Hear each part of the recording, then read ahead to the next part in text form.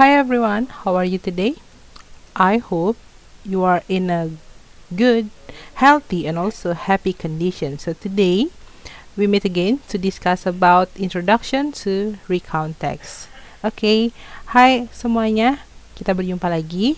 Nah, apa kabar anak-anak hari ini? Miss harap anak-anak dalam keadaan yang baik, dalam kondisi yang sehat dan juga bahagia. Oke, kali ini kita akan membahas tentang introduction to recount text. So, what is recount text? Nah, jadi apa itu recount text? Itu yang akan kita bahas dan cari tahu di video kali ini. Okay. So, are you ready to start the lessons? I hope so. Jadi anak-anak sudah siap untuk mengikuti pembelajaran kali ini? Okay, as usual, before we start our discussions about the materials today, I will tell you what is the learning objective you should achieve from this learning activity. Nah, jadi anak-anak, seperti biasa sebelum kita mulai pembelajarannya, Miss akan menyampaikan learning objectives atau tujuan pembelajaran kita kali ini. Jadi apa yang harus anak-anak peroleh dan bisa capai dari pembelajaran kali ini. Okay. So the first one. Nah, melalui kegiatan pembelajaran kali ini, anak-anak diharapkan mampu mengidentifikasi fungsi sosial, unsur kebahasaan, dan struktur teks personal recount yang pendek dan sederhana terkait pengalaman pribadi. Jadi, anak-anak harus tahu apa fungsi sosial dari recount teks, apa itu unsur kebahasaannya, dan struktur teksnya seperti apa. Nah, berikutnya, di sini anak-anak mampu memahami kalimat dalam bentuk lampau atau simple past tense yang digunakan dalam recount text. Jadi, di recount text ini menggunakan bentuk kalimat lampau. Dalam bahasa Inggris disebutnya simple past tense. Oke. Nah, yang ketiga, anak-anak mampu mengidentifikasi berbagai informasi yang terdapat pada teks personal recount yang pendek dan sederhana. Jadi, anak-anak harus mampu mengetahui ini teksnya tentang apa ya, siapa tokohnya, apa kejadiannya, kapan, di mana, seperti itu. Oke. So now, we will read the text. Kita akan membaca sebuah teks. So this is quite simple text and also short. Jadi teks berikut ini adalah teks yang cukup mudah dan juga pendek, tidak terlalu panjang. So we'll read it together. Jadi kita akan membacanya bersama-sama. Okay? You can repeat after me. Jadi anak-anak kalian boleh praktek ya, seperti praktek membaca setelah contoh atau pengucapan atau bacaan teks dari Miss. Okay, so this one, the text title is Holiday in Jakarta. Okay, I will start now. Nah, Mita went to Jakarta 2 years ago on June 2019. The first place she visited was Monas. She went to the top of Monas by lift. She enjoyed the view of Jakarta city from there. Then, she took a busway to Taman Mini Indonesia Indah. There, she visited the Museum of Science and Technology. She also rode a cable car. After that, she went to Ancol. She saw people riding jet ski. In the evening, she went to her own house in Jakarta. Mita felt tired but happy. It was amazing trip for her. Okay. So that is the text titled Holiday in Jakarta. Jadi title atau judulnya adalah Holiday in Jakarta. From this title, you will know. Dari title ini atau judul ini anak-anak akan tahu, oh, this text talk about holiday that was done, by Mita. Okay. Where did he go for the holiday? Oh, she go to Jakarta. Jadi dari judulnya anak tahu, oh, teks ini tentang liburan. Siapa yang liburan? Mita. Kemana? Jakarta. Okay. Next. Can you guess what does the text about? Bisakah anak-anak menebak teksnya itu tentang apa? As I told you before, so from the title you will know. The title of the text is Holiday in Jakarta. So the text is about holiday. Nah, dari judulnya anak-anak bisa tahu. Judulnya adalah Holiday in Jakarta. Holiday. Oh, berarti teksnya ini tentang liburan. Karena holiday itu artinya liburan. Okay? Okay, this one is the text. So, this text is recount text. Nah, jadi teks yang tadi Miss baca dan anak-anak lihat adalah contoh dari recount text atau text recount. Do you ever heard about recount text before? Nah, masalahnya, pernahkah anak-anak mendengar tentang text recount sebelumnya? Apa itu text recount? Okay, and you may curious why some word here are in a bold type. Nah, kemudian anak mungkin juga bertanya-tanya, kok di sini ada kata-kata yang di bold atau dicetak tebal ya? Okay, I will explain it more later. Okay, so now let's begin our discussion. So I will start my explanation about what recount text is and everything related to the text. Nah, jadi sekarang Miss akan mulai penjelasannya tentang recount text dan hal-hal yang terkait dengan recount text tersebut. Okay?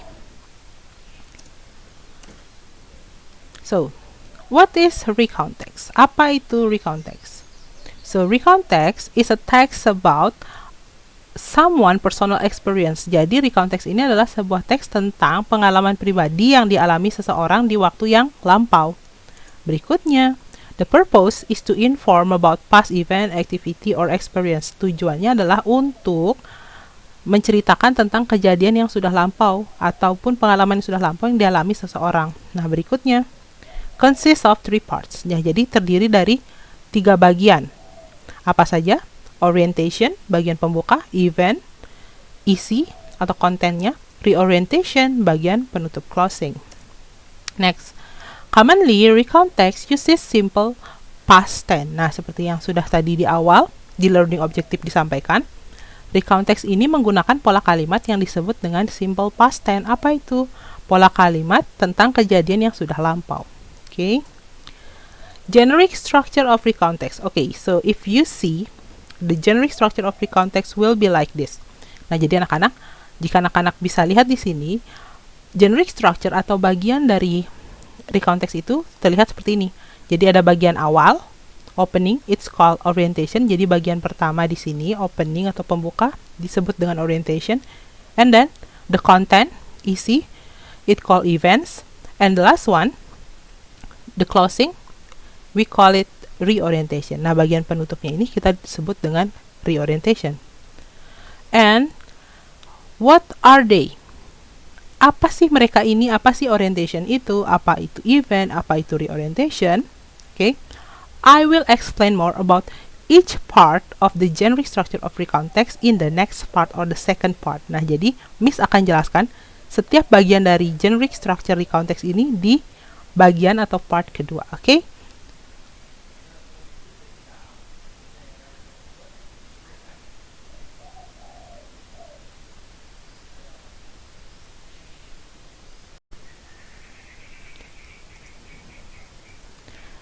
Okay, in this second part, I will explain every part of the generic structures of recount text. Nah, jadi di bagian kedua ini, Miss akan menjelaskan setiap poin yang menjadi bagian dari recount text tersebut. The first one, here's, we will start from orientation. Orientation is the opening part of recount text. Nah, jadi bagian yang paling pertama atau awal tadi anak-anak lihat dari recount text adalah orientation, yaitu bagian pembuka. It contains who were involved in the story, what happened, when, and where. Nah, jadi ketika anak-anak menulis orientation ini, biasanya ya yang dicantumkan adalah who were involved. Siapa tokohnya? What happened? Apa yang dilakukan tokoh tersebut secara garis besarnya. When, kapan, where, di mana kejadiannya. Oke, jadi bagian pembukanya itu mengenalkan tokohnya siapa, setting waktu, dan setting tempatnya seperti apa. Seperti itu. Oke, example like this. This one is the orientation. Who were involved? Mita. Siapa yang menjadi tokoh dalam recount text ini? Mita. What happened? She went to Jakarta. Oh, dia pergi ke Jakarta. When? Kapan? 2 years ago. 2 tahun yang lalu. Where happened? Jakarta. Di mana kejadiannya? Oh, dia perginya ke Jakarta. Okay? So, this called orientation. Bagian pembuka ini adalah bagian yang kita sebut orientation pada recontext. Next, the second part, we call it events. So what is event? Event is content of the story. Tell what happened in what sequence or in a chronological order. Nah, jadi event ini adalah bagian isi dari recontext tersebut. Apa sih yang ditulis di event? So, it tells what happened in the sequence order. Jadi, menceritakan kejadiannya secara berurutan. Consists of event 1, event 2, event 3. Jadi, ada bagian, kejadian pertama begini, yang terjadi ini, bagian kedua, bagian ketiga, sampai bagian yang terakhir. Examples here. Okay. Nah, di event, here there are several events. Nah, di ceritanya Mita ini, liburannya Mita, ada beberapa kejadian. The first one, okay. Nah, the first event is she visited Monas. Mita pergi ke Monas. And she tell what she did in Monas. Nah, dia juga ceritakan apa yang dia lakukan di Monas. And then she took busway to Taman Mini Indonesia Indah. Event 2, dia setelah dari Monas pergi ke Taman Mini. What happened in Taman Mini? Apa yang dilakukan di Taman Mini? Dia ceritakan visited Museum of Science and Technology and rode a cable car. Berikutnya, event 3, she went to Ancol. Okay, after Monas, Taman Mini, she went to Ancol. Dia pergi ke Ancol. What she did in Ancol? She saw people riding jet ski. Itu event 3 masih. Event 4, nah kejadian keempat apa? In the evening, she went to her own house in Jakarta. Nah, di kejadian keempat, kejadian terakhir di sini, dia pergi ke rumah bibinya di Jakarta pada petang harinya. Okay, so this one we call its event. Nah, jadi di sini adalah eventnya, kejadiannya yang diceritakan secara berurutan. Kejadian pertama ini, setelah itu kedua ini, ketiga, keempat, sampai misalnya kejadian terakhirnya apa. Secara berurutan, jangan nanti anak-anak menceritakannya secara random or acak gitu. Okay, so you should tell the story in a sequence order. Next, the last one, we call it reorientation. What is reorientation? Reorientation is the closing part. Jadi, bagian closing atau penutup dari recontext kita sebut dengan reorientation. What is it? Its content the personal comment of the writer about the thing he or she experienced. Nah, jadi bagian penutup atau reorientation ini isinya adalah personal comment atau komentar pribadi dari si penulis ataupun tokoh dari recontext itu tentang apa yang dia alami. It can be happy, it can be sad, it can be disappointed. Nah, jadi bisa saja si tokoh atau si penulis dalam recontext ini merasa, happy, senang dengan kejadian yang dia alami, sedih, sad, ataupun disappointed, kecewa, dan yang lainnya. So, next, reorientation is optional. Mean we can conclude it in recontext or not. Nah, berikutnya ada poin di sini. Menyatakan bahwa reorientation itu bersifat optional. What is optional? Jadi, anak-anak boleh menulis boleh menulis reorientation pada recontext, boleh juga tidak. Jadi, tidak harus. But for the best or the better structures, I will suggest you to write the reorientation. Jadi, untuk lebih baiknya, anak-anak lebih baik tulis juga reorientation ini. Dan reorientation ini biasanya short and simple. Jadi, dia pendek dan singkat, berisi what you feel. Jadi explain apa yang anak-anak rasakan dari pengalaman tersebut. Nah, example seperti ini.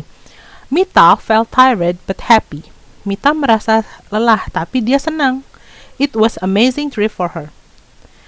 Liburan tersebut adalah perjalanan yang menyenangkan untuknya. Jadi kenapa dia senang? Karena walaupun lelah, walaupun capek, dia merasa perjalanannya menyenangkan. Ya, amazing gitu. Ya, luar biasa. Okay, so you can write a short reorientation. Jadi anak-anak bisa tulis reorientation atau penutup yang singkat. I felt happy because I get apa misalnya seperti itu. Saya merasa bahagia. I was sad, bisa juga. Okay. Next.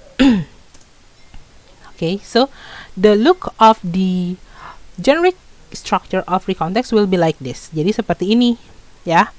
pembagian atau generic structure, bagian-bagian dari recount tersebut. This one it's called orientation, bagian yang di awal di sini yang menceritakan siapa tokohnya. Okay. Who, Mita, when, 2 years ago, where, Jakarta. And what happened? When to Jakarta. Jadi orientation itu bagian pembuka yang menceritakan siapa tokohnya, kapan, di mana. Okay. Next, the content, events. Nah, jadi bagian berikutnya isi atau event. It tells what happened in sequence order. Jadi ingat, event ini diceritakan dalam urutan yang berurutan begitu. Jangan yang acak. Kejadian pertama, event 1, event 2, and so on. The last one, we call it reorientation, the closing part. Jadi bagian yang terakhir adalah reorientation atau bagian penutupnya. Okay. This one content, the comment, the personal comment of the writers or the characters in a recontext. Jadi isinya adalah komentar dari si tokoh ini. Dan recontext, remember, anak-anak ketika membuat recontext ini berdasarkan kejadian yang anak-anak alami atau orang lain alami yang anak-anak ketahui. Jadi berdasarkan kejadian nyata seperti itu. Okay, so that's about the generic structure of recontext. Next, in the first part, I show you some word in this text are in a bold type. Nah, jadi tadi di bagian pertama Miss sempat ngasih tahu anak-anak kok di sini kata-katanya beberapa ada yang di bold ya, dicetak tebal. So, this one, if you remember the point of the recontext, jadi kalau anak-anak ingat tadi poin dari recontext itu adalah use simple past tense, menggunakan pola kalimat simple past tense. Nah, these words that are in a bold type are word in a past form. Nah, jadi kata-kata yang dicetak tebal ini merupakan kata kerja dalam bentuk past form atau bentuk lampau. Jadi bentuk simple past tense biasanya menggunakan kalimat yang disebut dengan verb to. Contoh, went, visited, and then enjoy, took, rode, and felt, and also was. Nah, kalimat simple past tense ini menggunakan kata kerja yang dicetak tebal ini anak-anak, yang disebut dengan past form tadi atau verb to. What are they? Sebenarnya mereka adalah kata kerja yang biasa anak-anak jumpai. Contoh, kalau misalnya ditanya, what is the English word for pergi? Apa bahasa Inggrisnya untuk pergi ya? You will say go, ya kan? Nah, ketika di simple past, maka kata pergi ini bukan go lagi, tapi akan berubah menjadi when. Why? Because the experience, the activity happen in the past. Karena kejadiannya sudah lewat, maka bukan go lagi yang digunakan dalam bahasa Inggris, tapi kata when. Ya, when ini artinya sama juga, pergi. Okay, and I will explain this in the next part.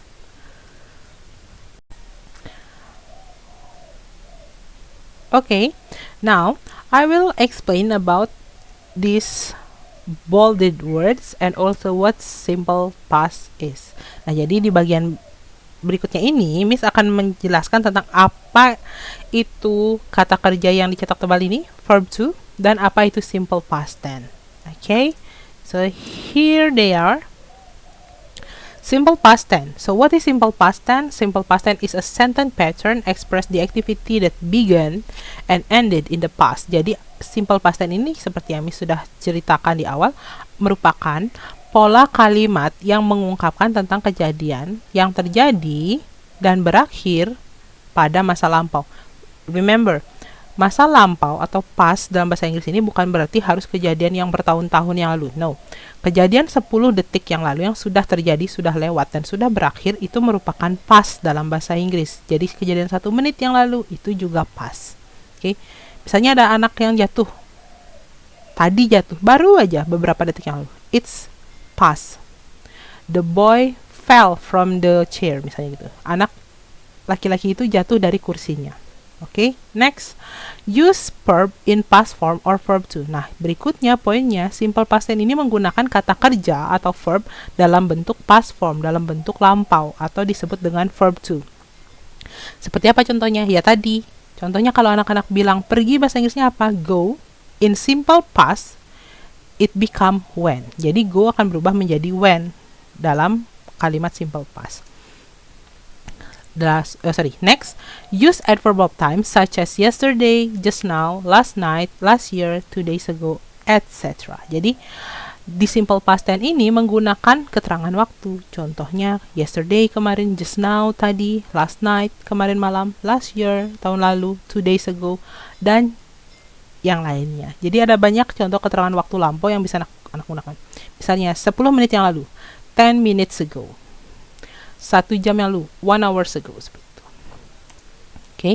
Next, why recount text uses simple past tense? It because it tells about event or experience in specific time in the past. Nah, kenapa recount text menggunakan simple past tense? Karena recount text ini menceritakan tentang kejadian ataupun pengalaman yang sudah terjadi di waktu lampau, ya. Dan waktunya itu jelas. Oh, saya liburan sebulan lalu, saya pergi ke sini. Seperti ini, oke? Okay? Nah, here's some examples of sentence using simple past tense that I take from the text Holiday in Jakarta.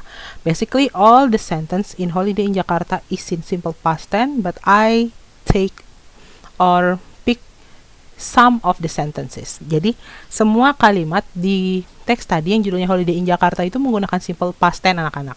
Nah, di sini Miss cuma ambil beberapa contohnya saja. Okay, the first one, it was amazing trip for her. Jadi, liburan itu adalah perjalanan yang luar biasa untuknya. Was. Jadi, was ini adalah bentuk lampau dari is. Karena sudah lewat, maka berubah menjadi was.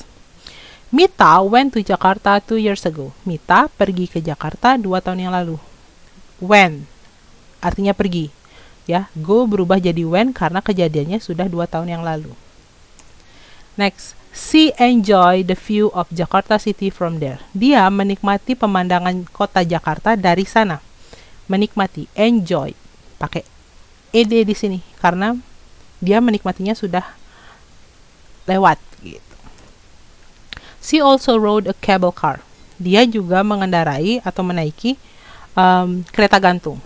Okay, so rode here is the form of ride. Rode, jadi ride mengendarai berubah menjadi road.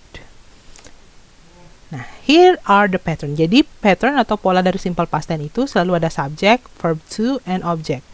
Which one is the subject? This one. It, subject. Mita, subject. She, subject. And the verb to, nah, verb to ini adalah kata kerja bentuk lampaunya yang bisa lihat di sini. The purple one, yang warnanya purple atau ungu. Was, itu merupakan verb to. Ya, bentuk lampau dari is. When, bentuk lampau dari go. Enjoy, ya, bentuk lampau dari enjoy tanpa ed. Road, bentuk lampau dari ride. And last one, object. Which one is object? Yang di belakangnya verb ini merupakan object. Amazing trip to Jakarta, the view, a cable car. Okay. Next, to check is whether you understand or not about the recount text.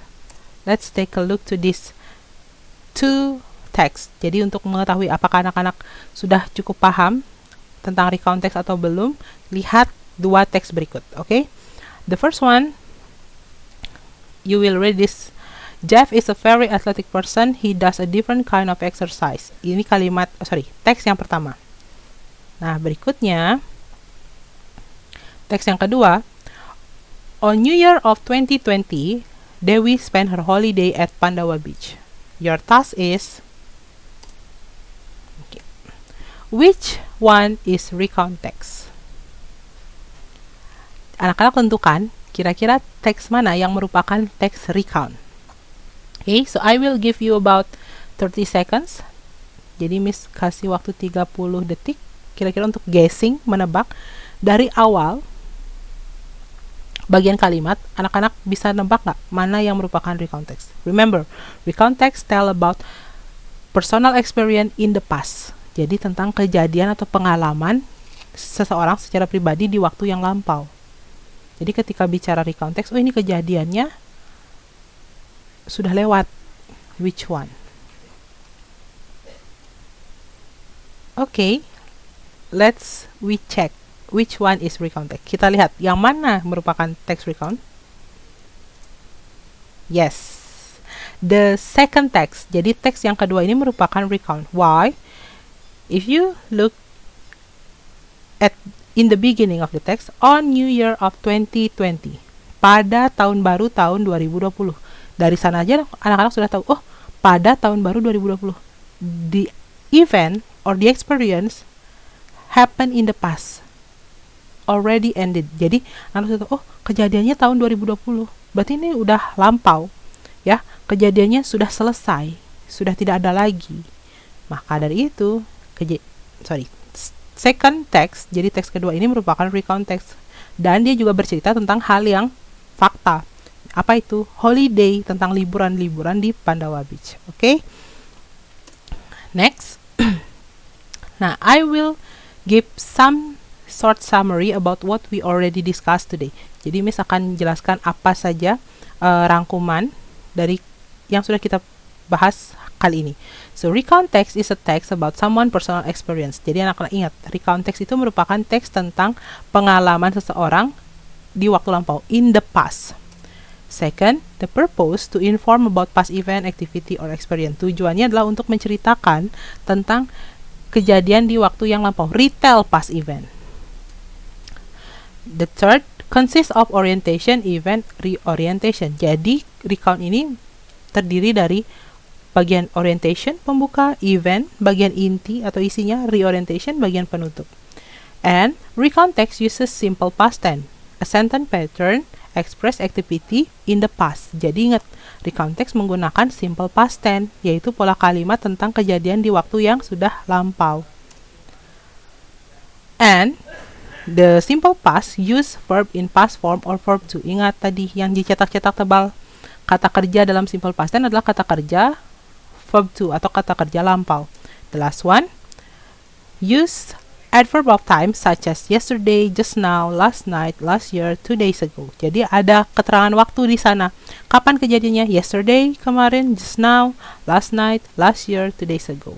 Just now tadi, kemudian last night kemarin, last year tahun lalu, 2 days ago 2 hari yang lalu. Itu contohnya. Okay? So, that's all about our discussion and my explanation about the materials today. Introduction to recount text. Thank you so much for your kind attention and see you on the next video.